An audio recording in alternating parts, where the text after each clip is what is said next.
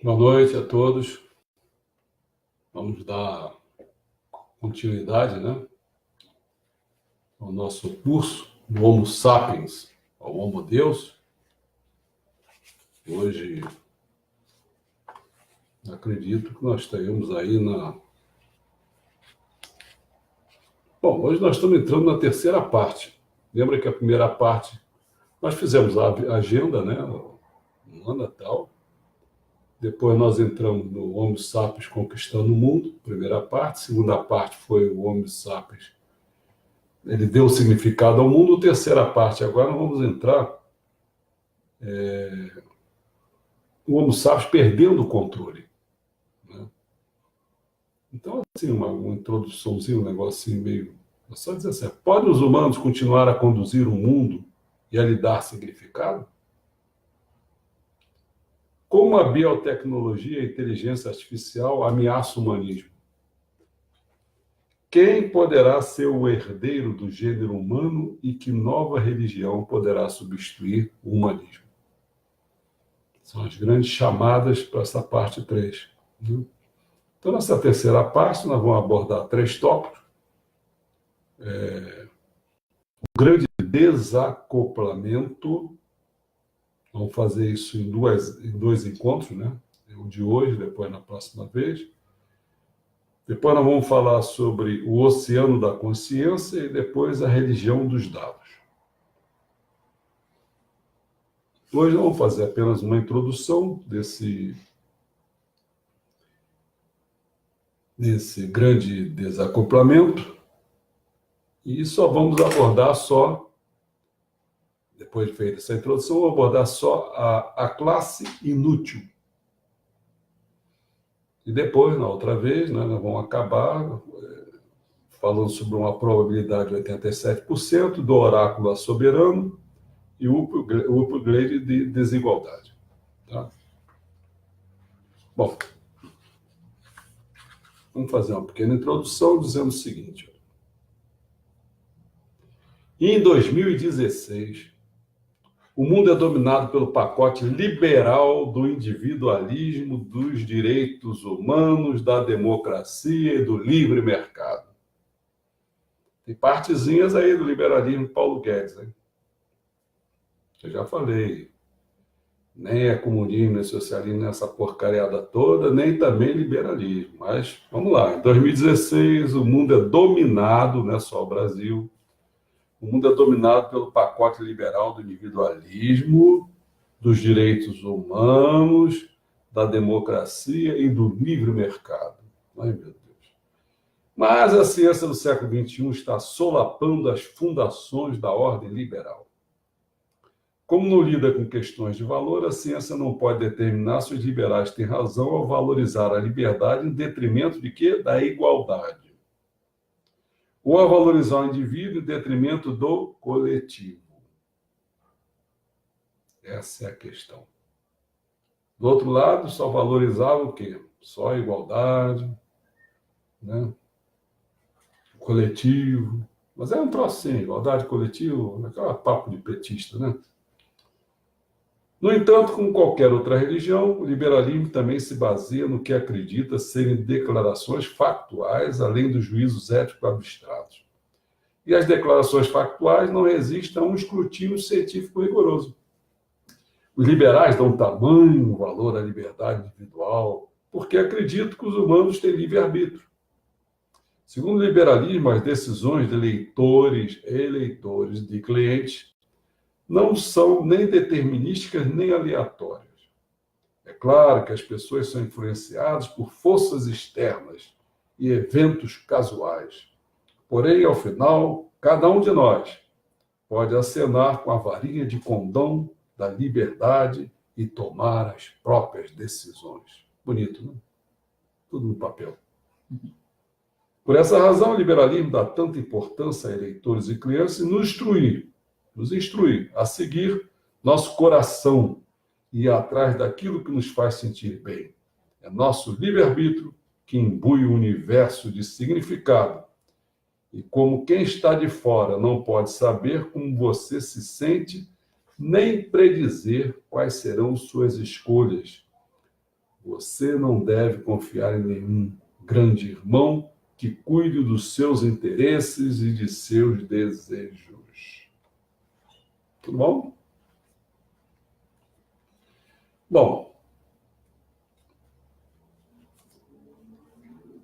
um pouco de estudo, não precisa ser muito não, nos leva a um giro pelas descobertas científicas recentes que minam completamente essa filosofia liberal. É tempo de examinar as implicações práticas dessas descobertas científicas. Os liberais defendem os livres mercados e as eleições democráticas, porque acreditam que todo humano é um indivíduo único e valioso, cujas livres escolhas são a fonte definitiva da autoridade. No século XXI, 3 desenvolvimentos práticos podem tornar essa crença obsoleta. Não vale nada. Hein? Obsoleto, vale obsoleto. Primeiro, os humanos perderão sua utilidade econômica e militar. Não só econômica e militar. E, em decorrência, o sistema econômico e político deixará de lhes atribuir muito valor. Econômico e militar. E segundo, o sistema ainda dará valor aos humanos coletivamente, mas não a indivíduos únicos. Terceiro e último, o sistema ainda dará valor a alguns indivíduos únicos, mas estes constituirão uma nova elite de super-humanos avançados e não a massa da população. Examinemos essas 3 ameaças detalhadamente. Nós vamos falar sobre a primeira, que vai ser sobre a crença inútil, e as outras 2 vão ser no nosso próximo encontro. Vamos falar então sobre essa primeira, que é aqueles humanos perderão sua utilidade econômica e militar, e, em decorrência, o sistema econômico e político deixará de lhes atribuir muito valor. Bom, a primeira, então, é de que os desenvolvimentos tecnológicos farão com que os humanos sejam econômica e militarmente inúteis. Não vai demonstrar que o liberalismo está errado no nível filosófico. Não, mas na prática é difícil conceber como a democracia, os livres mercados e outras instituições liberais sobreviveriam a tamanho golpe. Afinal, o liberalismo ele não se tornou ideologia dominante simplesmente porque seus argumentos filosóficos eram mais precisos. Seu sucesso se deve ao fato de haver muito sentido político, econômico e militar na atribuição de valor a cada ser humano, nos campos de batalha, em massa, das guerras industriais modernas e nas linhas de produção em massa das economias industriais modernas. Cada humano contava. Havia valor em cada par de mãos que pudesse empunhar um fuzil ou puxar uma alavanca. O tempo bom já passou. Em 1793, as casas reais da Europa enviaram seus exércitos para estrangular a Revolução Francesa em seu berço. Os agitadores em Paris reagiram proclamando a leve massa a desencadear a Primeira Guerra Total. Em 23 de agosto, a Convenção Nacional decretou: neste momento, até quando seus inimigos tiverem sido expulsos do solo da República, todos os franceses estão permanentemente convocados para servir nos exércitos. Os jovens deverão lutar, os homens casados deverão forjar armas e transportar provisões. As mulheres farão tendas e roupas e servirão nos hospitais. As crianças farão tecidos de velhos fiapos e os velhos irão para as praças públicas para despertar a coragem dos combatentes e pregar o ódio ao reis e à União da República. Século XVIII. Fazia sentido. Esse decreto lança uma luz interessante sobre o mais famoso documento da Revolução Francesa, a Declaração dos Direitos Humanos e do Cidadão, o qual reconhece que todos os cidadãos têm igual valor e iguais direitos políticos. Seria coincidência os direitos universais terem sido proclamados na mesma conjuntura histórica em que a Convocação Universal foi decretada? Embora estudiosos possam equivocar-se quanto às relações exatas entre os dois eventos, nos 2 séculos seguintes, um argumento comum em defesa da democracia explicava que conceder direitos políticos ao povo é bom, porque os soldados e os trabalhadores de países democráticos têm desempenho melhor do que aqueles que atuam em ditaduras. Alegadamente, assegurar ao povo direitos políticos aumenta sua motivação e sua iniciativa, o que é útil tanto no campo de batalha como no chão da fábrica. Tudo bonito, né? Então vamos ali para o século XIX. Por isso, Charles Eliot, presidente da Harvard de 1869 a 1909, já entrando um pouco aqui no século XX, ele escreveu em 5 de agosto de 1917 no New York Times. O que é que ele diz? Ele diz assim: exércitos democráticos combatem melhor do que exércitos organizados aristocraticamente e governados autocraticamente, e que os exércitos de nações nas quais as massas do povo determinam a legislação, elegem seus servidores públicos, resolvem questões de paz e de guerra, e lutam melhor do que os exércitos de um autocrata que governa por direitos hereditários e por delegação de Todo-Poderoso. Tudo será muito bonito. Um raciocínio semelhante estava por trás da emancipação das mulheres na esteira da Primeira Guerra Mundial. Ao perceber o papel vital das mulheres em guerras industriais, os países viram a necessidade de lhes dar direitos políticos em tempos de paz.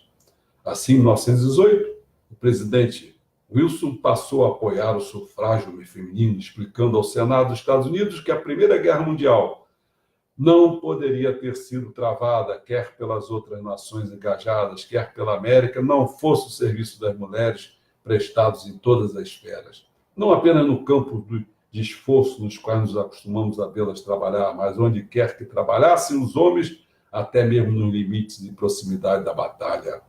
Não seremos dignos de confiança, nem mereceremos ser, se nós emanciparmos com a mais completa emancipação.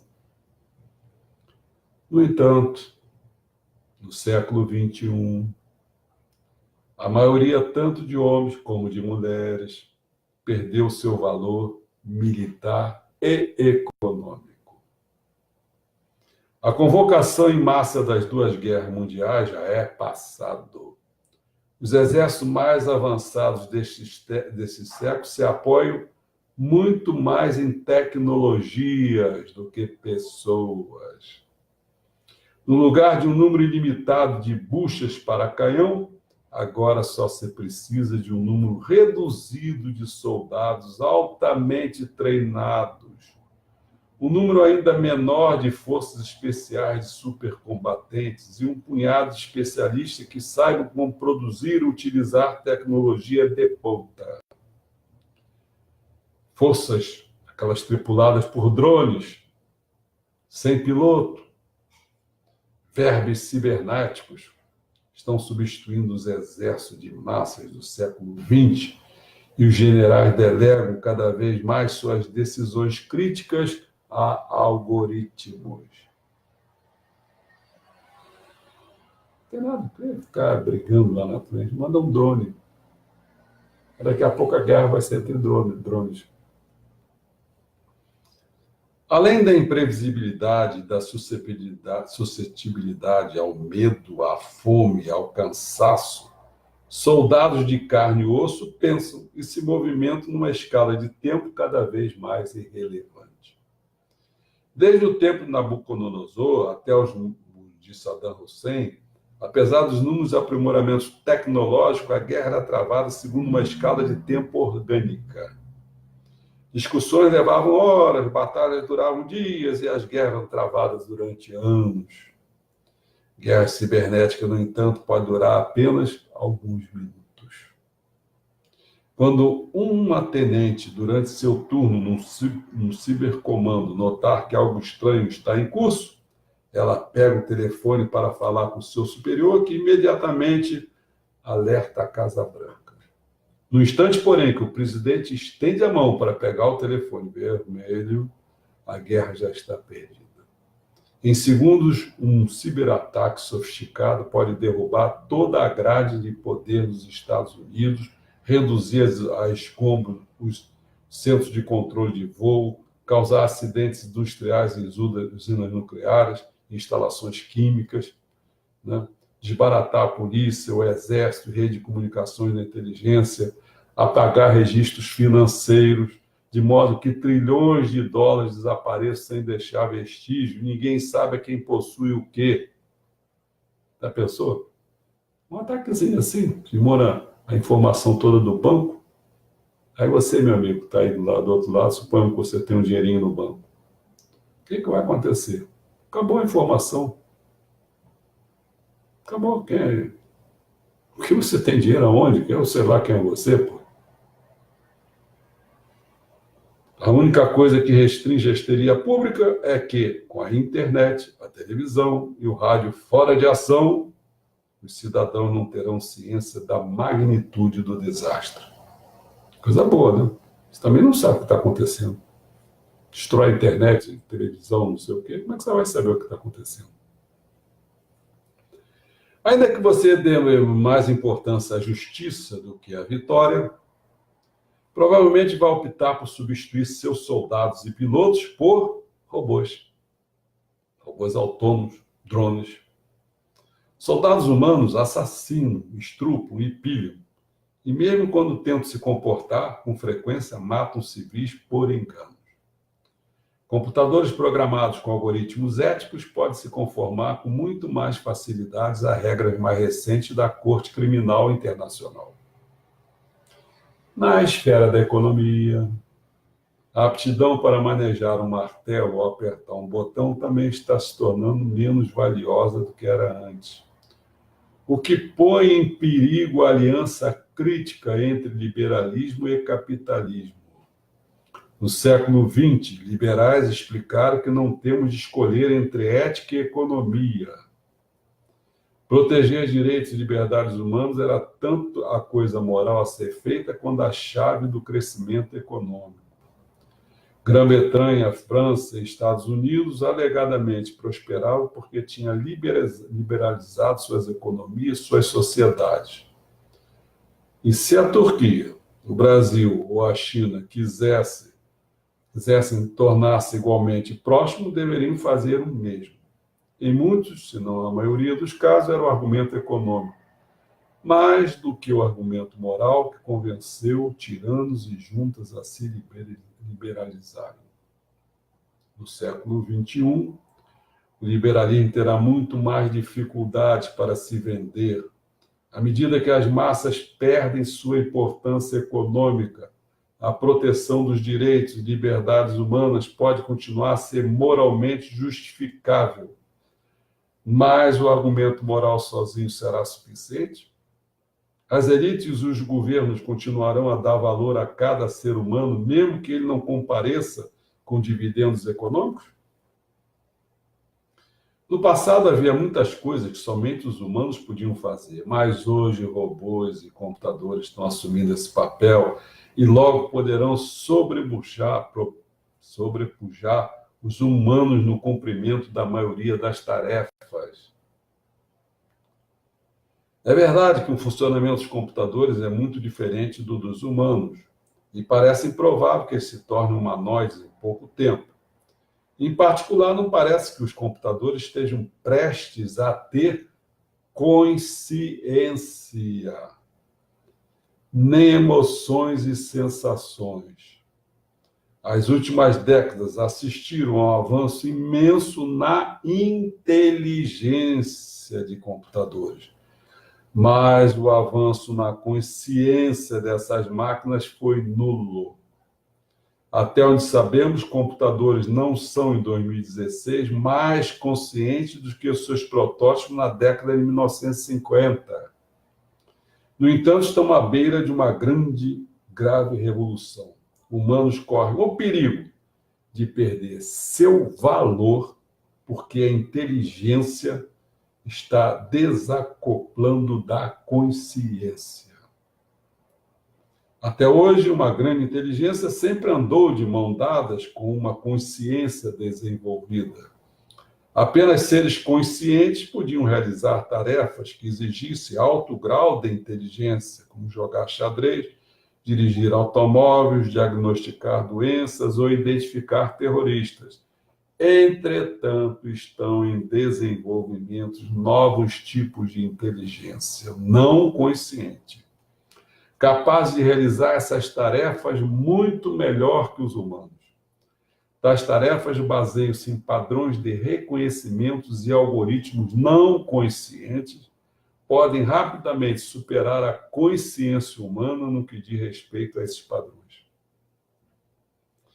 Filmes de ficções científicas geralmente supõem que, para se equiparar à inteligência humana e suplantá-la, computadores terão de desenvolver consciências. Mas é ficção científica. Mas a ciência real conta com uma história completamente diferente.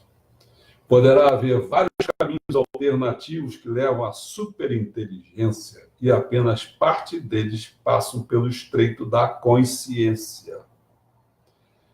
Durante milhões de anos, a evolução orgânica tem navegado lentamente pela rota da consciência. A evolução de computadores inorgânicos pode ter superado completamente essas passagens estreitas, tomando um caminho diferente, muito rápido, para a superinteligência. Isso levanta uma nova questão. O que é realmente importante? A inteligência ou a consciência? Enquanto andava de mãos dadas, discutir seus valores relativos era apenas um passatempo para filósofos. Porém, no século XXI, está se tornando uma questão política e econômica premente. E é sensato dar-se conta de que, ao menos para exércitos e corporações, a resposta é simples, é direta. A inteligência é mandatória, mas a consciência é opcional. Olha o perigo. Exércitos e corporações não podem funcionar sem agentes inteligentes, mas não precisam de consciência nem de experiências subjetivas. Olha. As experiências conscientes de um taxista de carne e osso são infinitamente mais ricas do que as de um carro autônomo, que não sente absolutamente nada. Porém, vamos ver, quer ver? O taxista pode curtir música enquanto percorre a rua movimentada de Seul, sua mente pode se expandir quando, com reverência, ele ergue o olhar para as estrelas e contempla os mistérios do universo. Seus olhos podem se encher de lágrimas de alegria ao ver sua filhinha dar os primeiros passos. Contudo, meu amigo, o sistema não precisa que um taxista faça tais coisas. Tudo o que realmente importa é levar passageiros do ponto A para o ponto B, rapidamente, com segurança e ao menor custo possível. E o carro autônomo, em breve, estará apto a se sair muito melhor do que o motorista humano, mesmo que não seja capaz de curtir uma música ou de ficar extasiado com a magia da existência. Devemos nos lembrar dos cavalos na Revolução Industrial. Um cavalo comum numa fazenda é capaz de cheirar, amar, reconhecer rostos, soltar sobre cercas e fazer milhares de outras coisas muito melhor do que um modelo T da Ford, um Lamborghini de $1 milhão. Mas, assim, mesmo os automóveis substituíram os cavalos porque eram superiores em um punhado de tarefas dos quais o sistema realmente precisava. É altamente provável que o motorista de táxi siga um caminho dos cavalos. De fato, se proibirmos humanos de dirigir não somente táxi, mas quaisquer veículos, e se dermos ao algoritmo de computador o monopólio do trânsito, poderemos então conectar todos os veículos a uma única rede, e com isso fazer com que acidentes de carro sejam muito menos prováveis. Quer ver um caso? Em agosto de 2015, um dos automóveis autodirigidos experimentais do Google teve um acidente. Quando se aproximou de um cruzamento e detectou pedestres que queriam atravessar, ele acionou os freios. Um momento depois foi atingido por trás por um sedã cujo descuidado motorista humano talvez estivesse contemplando os mistérios do universo, em vez de prestar atenção no que acontecia na rua. Isso não teria ocorrido se ambos os veículos fossem dirigidos por computadores interconectados. O algoritmo de controle saberia da posição e das intenções de cada veículo, não permitiria que duas das suas marionetes colidissem. Um sistema assim economizaria muito tempo, dinheiro e vidas humanas, mas também acabaria com a experiência humana de dirigir um automóvel com dezenas de milhões de empregos. Querem mais? Alguns economistas predizem que cedo ou tarde humanos não melhorados serão completamente inúteis.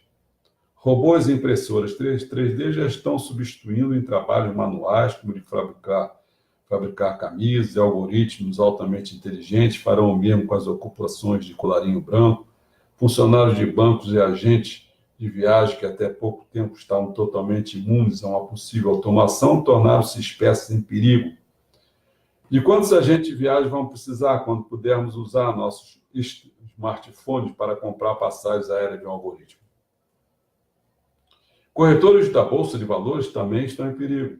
A maior parte das transações na atualidade é gerenciada por algoritmos de computador, que podem processar em um segundo mais dados do que um humano em um ano, e que podem reagir aos dados mais rapidamente do que um humano é capaz de piscar.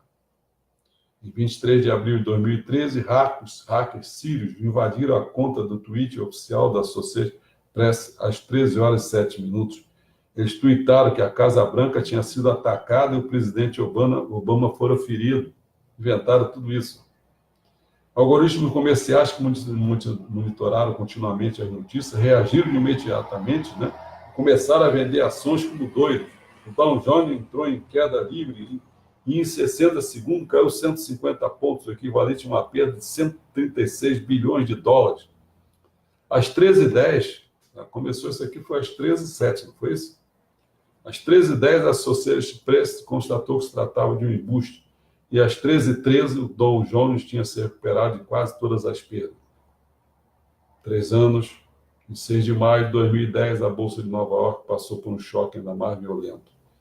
Em 5 minutos, o Dow Jones caiu 1.000 pontos, fazendo desaparecer $1 trilhão. Depois o índice voltou a subir, retornando ao nível anterior, a derrocada em pouco mais de 3 minutos. É o que acontece quando computadores super rápidos cuidam de dinheiro. Desde então, especialistas tentam compreender o que aconteceu no chamado Flash Crash. A culpa foi dos algoritmos, mas ainda não se tem certeza do que deu errado. Alguns homens de negócio nos Estados Unidos já moveram ações contra a negociação algorítmica, com a alegação de que discrimina injustamente os humanos que não são capazes de reagir rápido o bastante para competir com ela. Bom, eu podia falar muita coisa sobre isso, mas vamos dar uma pulada nesse assunto, Até mesmo, sabe quem pode estar em perigo? Os médicos. São adversários fáceis para os algoritmos. A primeira e principal tarefa da maioria deles é o quê? Diagnosticar corretamente doença e sugerir o melhor tratamento disponível. Se eu chegar a uma clínica reclamando de febre e diarreia, posso estar sofrendo de intoxicação alimentar, e os mesmos sintomas podem resultar de um vírus estomacal, cólera, disenteria, malária, câncer, de alguma doença nova e desconhecida. Meu médico só tem 5 minutos para fazer um diagnóstico, pois é o que o meu convênio paga. Isso não lhe permite fazer mais do que algumas perguntas e talvez um rápido exame médico. O médico, então, cruza essas parcas informações com o meu histórico médico e com o vasto repertório das doenças humanas. Entretanto, lamentavelmente, nenhum médico mais diligente será capaz de se lembrar de todas as minhas enfermidades e de todos os meus check-ups anteriores. Da mesma forma, nenhum médico pode estar familiarizado com todas as doenças e drogas, nem pode ter lido cada novo artigo que se publica nos jornais médicos. Para coroar isso tudo, o médico pode estar cansado, com fome ou mesmo doente, o que afeta seu julgamento. Não é de admirar que médico não raro se equivoque em seus diagnósticos ou recomende um tratamento que não é o melhor para o caso. Meu amigo, essa ameaça paira não só sobre a cabeça dos praticantes de clínica geral, como também dos especialistas. De fato, pode ser ainda mais fácil substituir médicos especializados em um campo relativamente estreito, como o da diagnose do câncer. Por exemplo, em um experimento recente, um algoritmo em computador diagnosticou corretamente 90% de casos de câncer de pulmão, entre os que lhe foram apresentados, enquanto médicos humanos tiveram êxito em apenas 50% deles. Ou teve 40% a mais. Com efeito, o futuro já chegou aqui. Exames de tomografia computadorizada e mamografia são rotineiramente verificados por algoritmos especializados, os quais fornecem aos médicos uma segunda opinião e, às vezes, detectam tumores que os médicos deixaram passar. Bom, essa foi uma introdução um pouco mais longa e vamos falar agora sobre a classe inútil e a gente encerra. Sobre a classe inútil. Bom, vamos encerrar. Vamos dar continuidade no próximo encontro. A questão mais importante na economia do século XXI pode bem ser o que fazer com todas as pessoas supérfluas. E aí? O que os humanos conscientes farão quando tivermos algoritmos não conscientes e sumamente inteligentes para fazer quase tudo melhor? No decorrer da história, o mercado... Só interrompendo aqui. Cara, eu me lembro de um... Não vou falar nome, nada, mas um rapaz que dá aula, segundo a minha esposa, dá aula bem, não sei o que e tal, de língua. Aí vê duas amigas nossas aqui, vão para o estrangeiro, não sabem falar língua nenhuma, pega o celular ali, aí clica ali, ela fala em português, o celular traduz para a língua do local, ela mostra uma pessoa, olha só, para onde que vai essa profissão desse camarada? No decorrer da história, o mercado de trabalho esteve dividido em 3 setores principais. Não era assim? Agricultura, indústria e serviços. Até por volta de 1800, a ampla maioria das pessoas trabalhava onde? Na agricultura. E apenas uma minoria estava empregada na indústria e em serviços. Durante a Revolução Industrial, habitantes de países em desenvolvimento deixaram os campos e os rebanhos. A maioria começou a trabalhar na indústria, mas em números cada vez maiores também se empregaram no setor de serviços. Em década recente, países desenvolvidos passaram por mais uma revolução. Os empregos na indústria desapareceriam, enquanto o setor de serviços se expandia. Em 2010, somente 2010, né? Quer dizer, para nós aqui 9 anos, 8 anos, né? Somente 2% dos americanos trabalhavam na agricultura. 20% trabalhavam na indústria e 78% trabalhavam como professores, médicos, web, design e assim por diante. Quando algoritmos desprovidos de mente foram capazes de ensinar, diagnosticar e projetar melhor que os humanos, o que sobrará para fazermos? Eu que fui professor, né? Eu fico pensando. Se começar a ver aqueles cursos, tudo assim, já tem um Kumon, né? O Kumon já é um pouco parecido com essa situação. Essa pergunta não é inteiramente nova. Desde a Revolução Industrial já se temia que a mecanização pudesse resultar no desemprego em massa. Sim, mas vai ter um detalhe aí. Isso nunca aconteceu porque quando as velhas profissões se tornaram obsoletas, novas profissões se desenvolveram. E sempre havia algo que os humanos eram capazes de fazer melhor do que as máquinas. Mas isso não é uma lei da natureza e nada garante que essa situação perdure. Os humanos têm 2 tipos básicos de aptidão: as físicas e as cognitivas. Enquanto as máquinas competiam conosco meramente nas aptidões físicas, sempre haveria trabalhos cognitivos em que os humanos apresentem melhor desempenho. Assim, as máquinas assumiram trabalhos puramente manuais, ao passo que os humanos se concentravam naqueles que requeriam algumas aptidões cognitivas. Vem a pergunta: o que vai acontecer quando algoritmos nos suplantarem nas ações de lembrar, analisar e reconhecer padrões? A ideia de que os humanos sempre terão aptidão exclusiva, além do alcance de algoritmos não conscientes, é uma quimera. A atual resposta da ciência a esse sonho impossível pode ser resumida em 3 princípios simples. Primeiro, os organismos, eles também são algoritmos. Todo animal, inclusive o Homo sapiens, é uma montagem de algoritmos orgânicos modelados pela seleção natural durante milhões de anos de evolução. Não pode sofrer concorrência.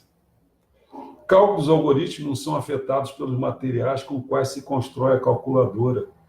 Quer se construa um ábaco de madeira, de ferro ou de plástico, 2 contas mais 2 contas sempre é igual a 4 contas.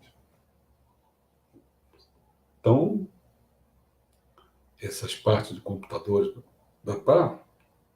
não orgânico pode ser feita de qualquer material.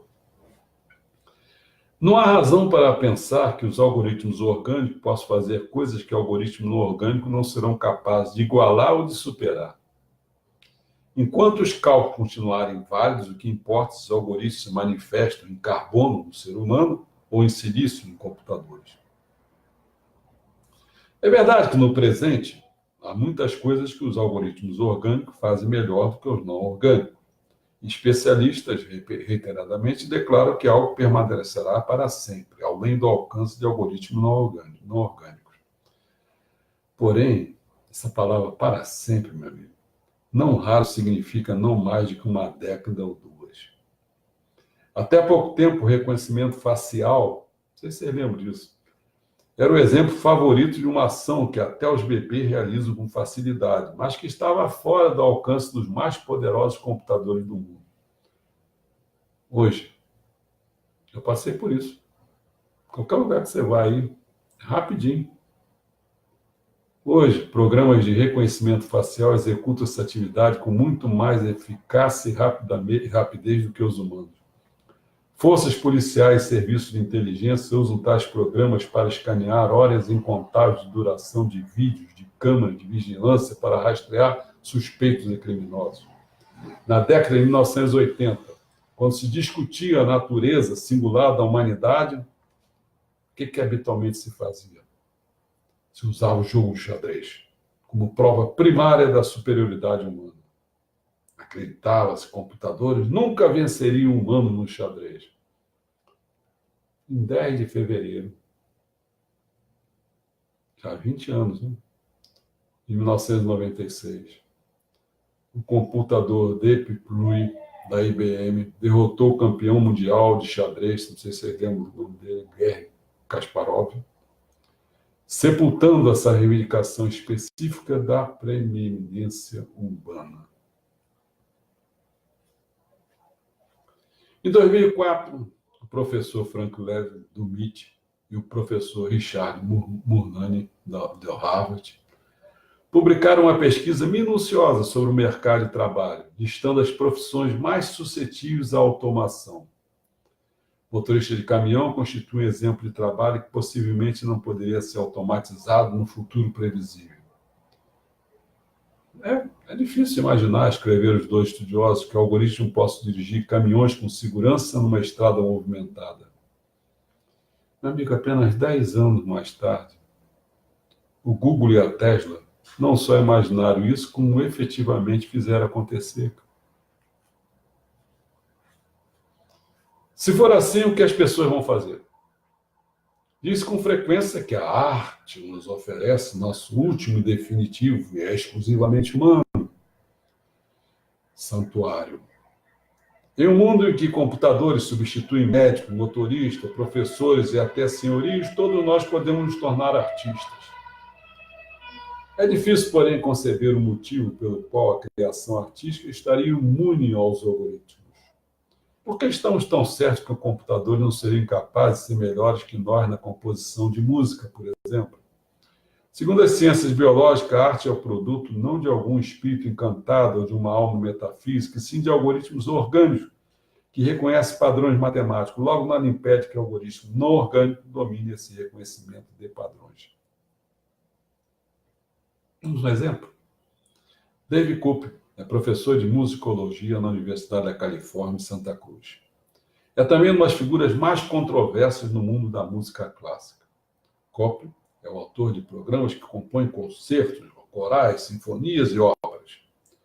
Sua primeira criação foi um programa chamado EMI, Experimento em Música Inteligente, especializado em imitar o estilo de Bach. Ele levou 7 anos para criar o programa, mas no final, o M compôs 5.000 corais à la Bach. Em um único dia, Copland organizou a apresentação de alguns corais selecionados num festival de música em Santa Cruz. Pessoas que assistiram, entusiasmadas, louvaram as maravilhas da apresentação e comentaram excitadas como a música tocara no mais profundo do seu ser. Não sabiam que os corais haviam sido compostos por aquele M e não por Bach.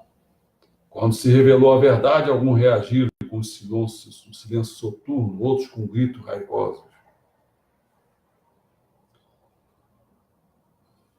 Bom, a questão é a seguinte: as pessoas não estarão simplesmente desempregados, não. Eles serão inempregáveis. Porque desemprego você dá a impressão que você pode algum dia voltar a ser empregado. Não. Eles nunca mais vão se empregar. Em setembro de 2013, 2 pesquisadores de Oxford publicaram, uma obra no qual investigam a probabilidade de diferentes profissões serem assumidas por algoritmo de computador nos próximos 20 anos. O algoritmo desenvolvido por essas pessoas estimou que 47% dos empregos nos Estados Unidos correm alto risco. 47%, quase a metade. Isso em 2013, hein? Se fizer agora atualizar mais agora, é capaz de estar já passou da metade. Por exemplo, há 99% de probabilidade que em 2033 operadores de telemarketing e corretores de seguro perderão seus empregos para o algoritmo. Há 98% de probabilidade de que o mesmo acontecerá com árbitros de modalidades esportivas. Já está se aproximando o futebol, não tem o VAR, está se aproximando. 97% que isso acontecerá com caixas, 96% com chefe, garçom 94%, assistente jurídico 94%, guia de turismo 91%, padeiros 89%. E eu me lembro, no meu tempo, assim, o padeiro tinha que acordar cedo, ia lá para a padaria, lá para as 3, 2 horas da manhã, sei lá, para fazer aquele pãozinho para o dia seguinte. Hoje que nada, não precisa nada disso. Chega lá o pessoal, tem aquela máquina, então. Nada. Motorista de ônibus, e tudo saiu 89%. Operagem na construção civil, outra coisa, 88%. Assistente veterinário, 86%. Segurança, 84%. Marinheiros, 83%.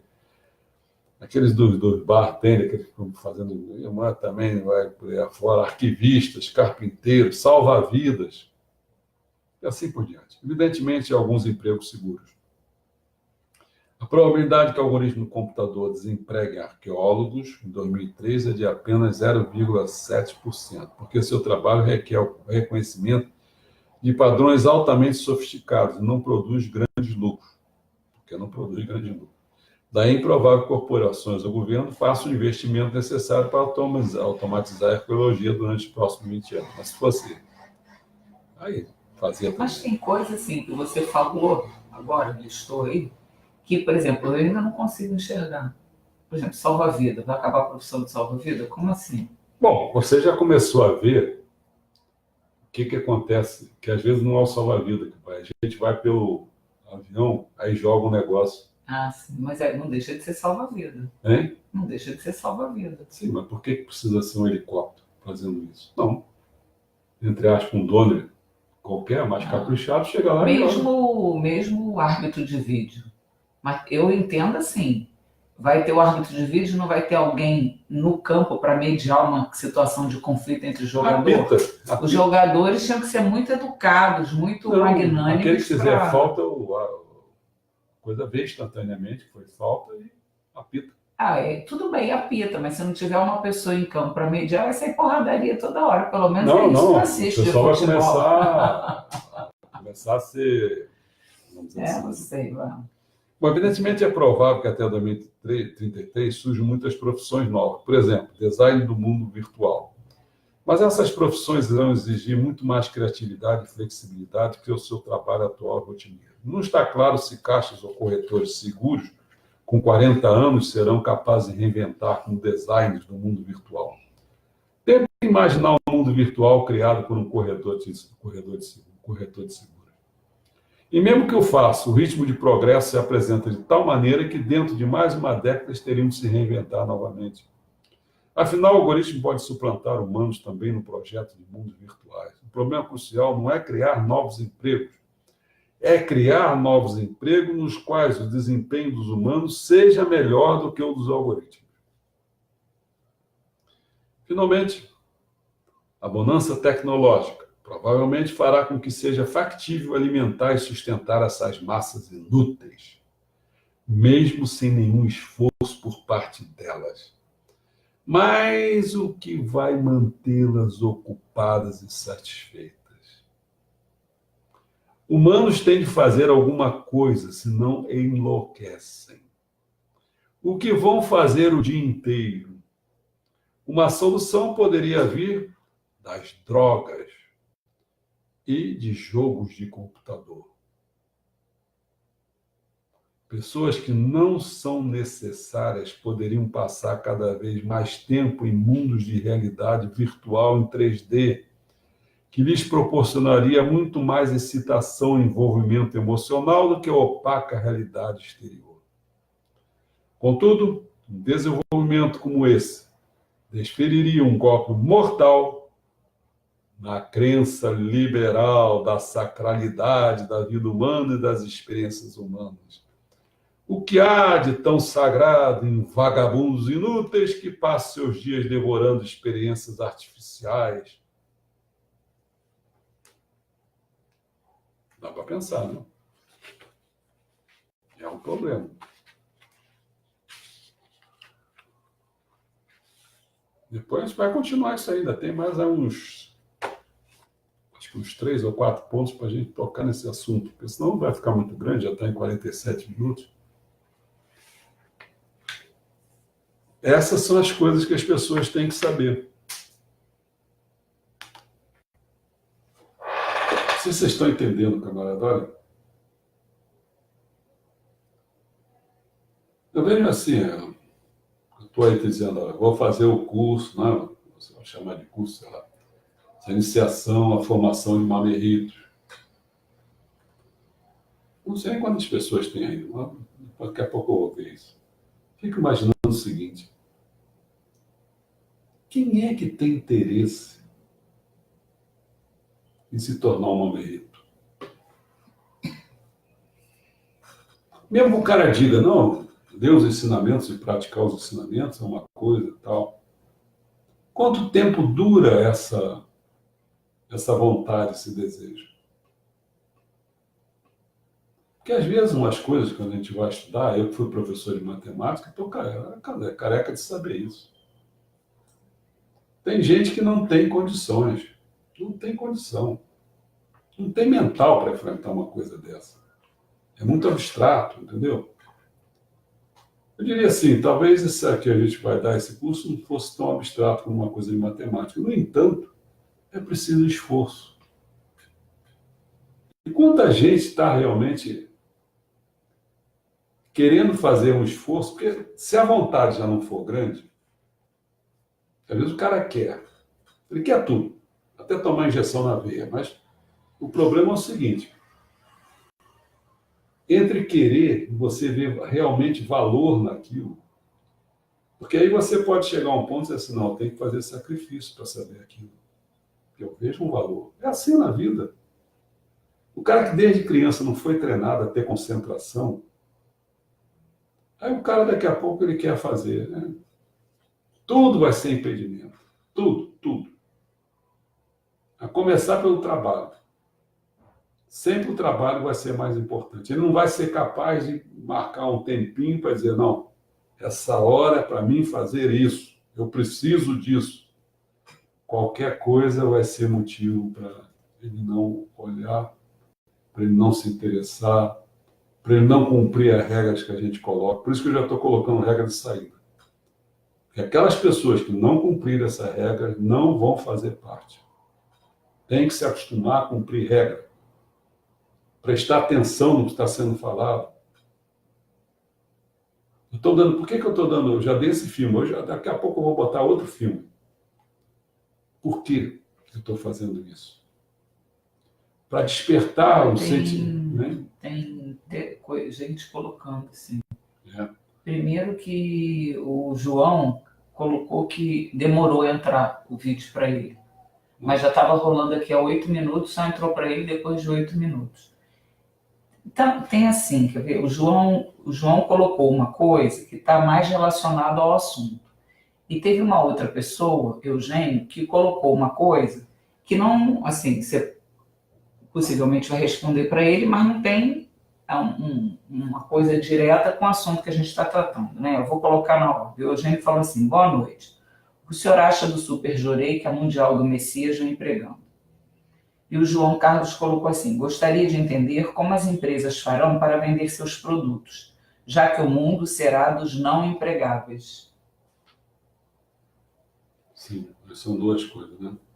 Eu vi esse negócio do Super Jorei. A do João tem a ver com o que você tratou, a do outro não. Mas... Esse Super Jorei, quem que você está falando? Eugênio Beraldo Neto. Não sei, mas... O que o senhor acha do Super Jorei que a Mundial do Messias nem empregou? Ah, tá. É porque assim, você já disse que não ia ficar assim, né? Se inteirando, preocupado com o que a Igreja Messiânica Mundial do Messias está fazendo, porque você está fazendo as suas coisas, né? Senão você fica sem tempo de fazer as suas coisas. Mas você vê, olha só, essa coisa, o que acontece? Isso parece assim, quando eu estava na executiva, né, sendo responsável, por exemplo, por causa de Jorei, sendo responsável pelo movimento por Kit Okada, pelo setor de ensino em determinadas partes lá do setor de ensino, no grupo que a gente fazia. Quer dizer, eu já via, Eugênio, né? Eu já via, Eugênio, o seguinte. Eu via que tinha o próprio reverendíssimo Watanabe, né? Para não dar nem ideia. Essas coisas já estavam ali presentes. Geralmente era assim, quer ver? Era quase que uma promessa de que se você fizesse tais coisas, aí dava a diretriz, dava uma diretriz, aí se vocês cumprissem aquela diretriz, o negócio era batata. Eu posso dizer, sem muito erro, entendeu? Quase tudo que foi proposto para essas diretrizes, quase tudo, nada deu certo. Nada foi assim, quantificado para dizer, nunca fizeram autocrítica para dizer, entendeu? Era uma promessa que a coisa ia ser. Então, essa prática do sono era uma promessa assim que ia resolver, promessa com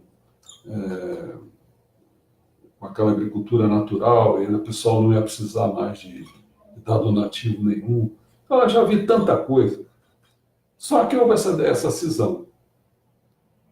Eu digo para você, provavelmente esse mesmo tipo de papo existe dos dois lados. Eu acho que vai existir dos dois lados, tanto na Igreja Messiânica Mundial quanto na Igreja Mundial do Messias. Agora, tem uns elementos perigosos que eu vejo assim, na Igreja Mundial do Messias. Não quer dizer que não possa existir do outro lado, só que não está se pronunciando. Mas a Igreja Mundial do Messias não quer defender aquilo, e tem gente ali que é desse estilo, entendeu? Então já criou o Super Jorei. Tá tudo bem. O problema é o seguinte, Eugênio, preste atenção, daqui a 1 ano, 2 anos, aí você dá uma espiada nesse Super Jorei, como é que ele anda? Mas não se deixa muito enganar por informações, não. Entendeu? Fica atento se você vai a um Jorei lá, não sei como é que vai ser chamado, se você vai continuar a se chamar Jorei sempre ou não. Se você tiver acesso, fica ali dando uma espiada, ver o que está acontecendo, na prática, não no falatório, entendeu? O problema é que está por detrás disso aí, tem muita coisa em jogo, né? Muita coisa em jogo. tem vaidade, tem tanta coisa em jogo que eu não vou ficar listando isso, né? A gente me pô, podia entrar nesse negócio aí, entendeu? Assim, ó, deixa nego falar à vontade aí. Faz o seguinte, quer, quer, quer fazer uma iniciação à formação de Mamerito? Quer estudo e pratica os ensinamentos? Então faça o seguinte, não se deixe levar por essas diretrizes,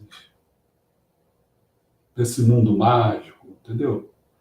O que a gente vai fazer, vamos se fixar em cada tema, em cada tema a gente vai aprofundar na grande intelectualidade e depois a gente vê os ensinamentos Meixão naquele tempo, naquele tema, como é que faz a diferença. E por ali a gente vai tentando compreender, ganhar uma consciência, né? E aí a gente vai agindo de acordo com o que Meixão pregou. Os outros são os outros.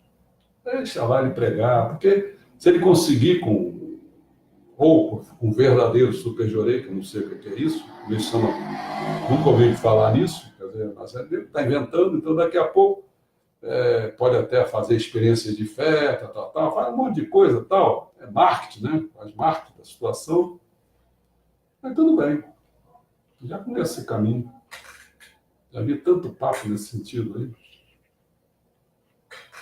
Bom, agora sobre o do João, ele coloca, a situação é a seguinte, no fundo o que ele está dizendo é o seguinte, quer dizer, se a gente vai produzir produtos, a gente tem a quem vender. Eu acho que é isso que eu estou entendendo. Não? É. Como é que vai Isso ser? vai ser. Gostaria de entender como as empresas farão para vender seus produtos, já que o mundo será dos não empregados. Aí tem duas soluções, bom. Duas soluções. Que já não sou eu que estou apresentando, não. Hein? Tem a do grupo Bilderberg, né? Pelo que eu entendo, as informações que eu tenho, a solução para ele é matar a maioria das pessoas, de várias maneiras, né? De várias maneiras para matar. Inclusive tomando remédio, jogando coisas no ar, um monte de coisa para fazer. E aí não tem. Eu já acho que já faz bastante tempo, não foi desde o tempo daquele cara que eu. Lá com. Esqueci até o nome dele, que ele era do São Bento e tal, que aí a gente foi lá, eu dei umas palestras lá, eu já estava alertando para esse problema lá, isso deve fazer, chutar aqui, isso foi fazer uns 10 anos no mínimo ou mais de 10 anos atrás, já falei sobre isso, quer dizer. Mas a situação é essa, uma delas é essa, quer dizer, para que ter consumidor? Tem alguns. O restante vai para a vala, pô. Entendeu? Esse que foi chamado aqui de inúteis, eles são inúteis, para que manter eles? É uma lógica. A lógica do capitalista vai ser essa. Porque você está perguntando isso, né? Como é que vai gerar capital? Como é que vai gerar lucro? Como é que vai gerar essa que é a visão deles? Então, se não tem ninguém para vender, hoje ainda está se conseguindo fazer alguma coisinha. Quando eu fui lá nos Estados Unidos, eu percebi o seguinte, está se fazendo uma pequena coisinha, ainda está nesse mundinho aí, uma simples razão, porque eles exploram a mão de obra barata das pessoas de outros países, aquelas pessoas que trabalham 15, 20 horas, 60 horas por dia, porra, né? Aí o cara vai, até brincando, aí o valor do produto fica desse tamanhinho. Em determinados países, tipo a China, faz aquele produtinho de merda, aquilo que acaba logo também, né? Fica aquele pedacinho ali. Aí o explorador, o que faz? Manda 100 desse produto para mim. Abarrota lá o mercadão dele. Aí aquilo, vamos supor que custou para ele R$1. Aí o que ele faz? Ele vende por R$10. Tá certo? Então, com 10 produtos vendidos, ele já sacramentou o empate dele. A partir daí, suponhamos que ele consiga de 10 e consiga 50. Então, os outros 50 ficou inútil lá, a porcaria lá. O que ele pode fazer? Tanta coisa que ele pode fazer, ele pode jogar fora, Então, se for sofá, joga no rio, porque valão é a melhor coisa para jogar um sofá. Aquele sofá, a gente vê aqui no Rio, naquele rio porcariada toda aqui, nossa, assim, de vez em quando passa um sofá ali cheio de merda ali, aquele sofá vazando. Então joga o sofá, dá para alguém, sei lá, pode fazer tanta coisa, tanta. Mas é claro que vai esgotar o planeta, e pode até vender mais barato num certo momento, dá ganha um lucro menor, mas ganha também, entendeu? Aí faz aquele, não sei o que de estoque, né? Queima de estoque, faz tanta coisa. Esse é um mundo que ainda vai existir por aí, por esse caminho, mas vai se saturando, vai saturando, vai saturando. O outro caminho não é esse liberalismo doido, não. Seria puxar algumas coisas do socialismo que tem que ser puxado, por exemplo. Não é só o liberalismo da liberdade de emprego, você pode se empregar, não vai ter nem emprego, cara, vai com esse papo furado. Mas já no socialismo tem a questão da igualdade e tal. Mas também assim, a igualdade que não produz nada, e também o cara fica na miséria. Né? Mas de qualquer maneira pode-se puxar a igualdade. Outra coisa que se pode puxar, né, é a questão do planejamento. Esse liberalismo, planejamento nada, é o laissez-faire, cada um faz o que quer, mas tudo dá certo, porque o mercado regula tudo. Cara, eu estou cansado de ouvir essa história. Então, outra coisa é planejar.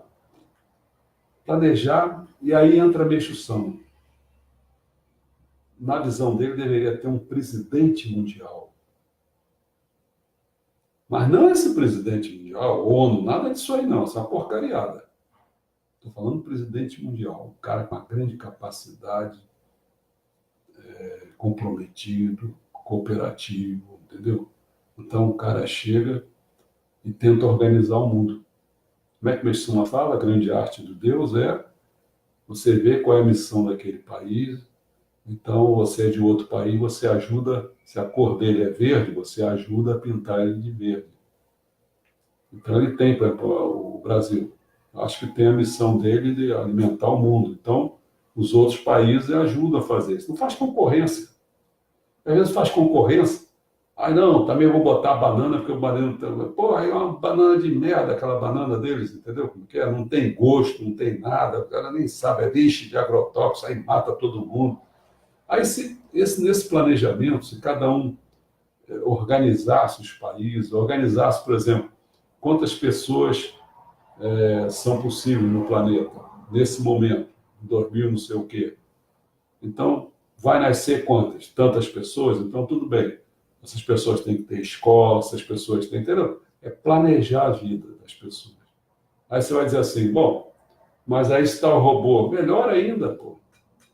Vão aprender a curtir a vida de outra maneira. Hoje, os que se aposentam, na sua grande maioria, vai ficar tudo maluco. Maluco, doido. Está acostumado a ficar 3, 5 horas dentro daquela porcaria de ônibus, engarrafado, não sei o quê, sem ar-condicionado, então fica todo cagado, suado, entendeu? Mas já pensou quando ele não tiver isso? Não tiver nada que fazer, não tem onde que ir, não tem que obedecer aquele chefe chato, entendeu? Como é que ele vai fazer? Uma das coisas que toda mulher sabe, ter um marido dentro de casa é um inferno, entendeu? Porra, como é que você vai fazer, cara? Ninguém foi educado para isso. Entendeu? Uma hora. A mulher está dizendo que já tem 1 hora. Bom, não sei se alguém quiser saber. Eu estava falando um negócio, já me perdi aqui, mas eu estava querendo falar dessa coisa do futuro, né? Que a gente está pretendendo fazer, vai envolver pessoas com esforços, entende? Então, você nota só, eu ia falar isso, quer dizer, eu já botei esse filme, que eu não sei quantas pessoas viram, se a pessoa vê, eu lá já falei, já comentei, inclusive, o problema da agricultura intensiva.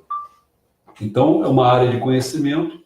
Se você vê o filme, você já vai suscitar coisa na tua cabeça, você já vai começar, talvez, a ter espírito de busca sobre essa área de conhecimento. E talvez você não vendo nada, ninguém falando nada, né? Geralmente na tua casa ninguém fala nada, entendeu? Todo mundo vendo aquela televisão lá, hoje deve estar vendo Faustão, entendeu? Quer dizer, porra, cacete, onde você vai aprender alguma coisa sobre agricultura, né? Da onde que vêm as coisas, os problemas que existem ali. Eu agora quero botar um sobre saúde. Acho que quando acabar aqui eu vou botar esse sobre saúde. Esse.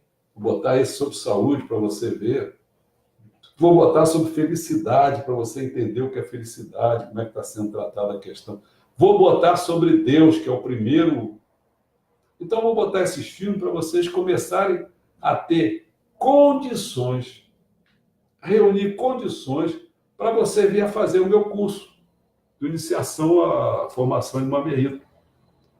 Porque se você, eu estou falando você, qualquer pessoa aí que eu não sei quem é, se você realmente for um imbecil, não adianta você fazer o meu curso, cara. Não adianta. Como é que você vai fazer se você é imbecil? Você não tem vontade de saber nada. Pô, então continua com essa vontade de não saber nada, pô. Vai em frente, morre e vai ser lá no mundo espiritual. Tu dá conta do problema, tu gastou essa tua encarnação inutilmente. Foi uma reencarnação de uma pobreza danada, não acrescentou nada, não se formou em nada, quer dizer, o quê, porra? O cacete, porra. Vamos estudar e vamos praticar os ensinamentos de missão. Senão vocês estão condenados ao alto jorei. Como é que é o nome do negócio? Não é o jorezão, sei lá como é que é o nome daquele negócio do Eugênio. Vai, Eugênio, pro jorezão aí para tu ver só, você vai. Tá? Um abração para você. E eu vou falar aí sobre. Eu tenho que dar umas introduções aí que eu não fiz. Eu comecei a dar essa. Outra vez aí foi a apresentação dos ensinamentos, segundo aquelas. E não fiz nenhuma introdução sobre isso. Vou fazer uma introdução sobre isso e depois eu vou fazer outra introdução. Tudo bem. Até a próxima, se Deus quiser.